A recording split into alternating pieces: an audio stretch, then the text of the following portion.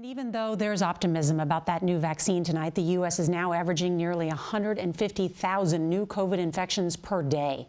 CBS's Carter Evans is in Utah tonight, where hospitals are now overrun. Good evening, Carter. Good evening, Nora. Intensive care units across the country are filling up.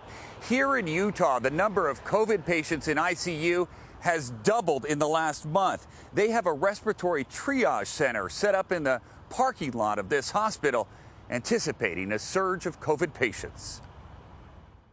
Utah is shattering records and cases are skyrocketing. A quarter of new test results are now positive. As ICUs fill up, healthcare workers are feeling the strain. We're tired, mentally, physically, emotionally exhausted.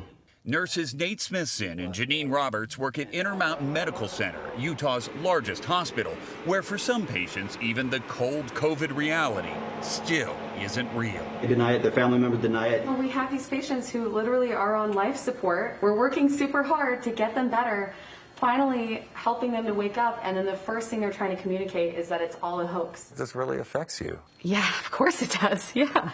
The stress is being felt around the nation. This thing is going crazy. It's spreading like wildfire. In St. Louis, residents are now being urged to stay home. We have no backup.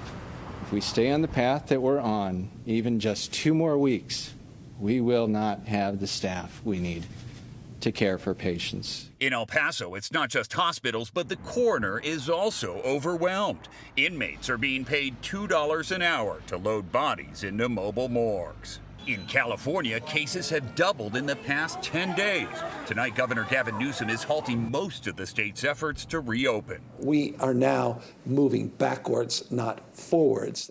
Michigan is now imposing new lockdown measures, severely limiting indoor gatherings. In Washington, the governor is announcing an immediate shutdown of gyms, theaters, bowling alleys, and indoor dining.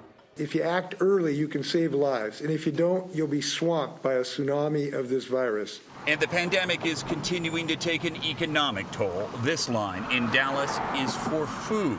Local officials say they served 25,000 people.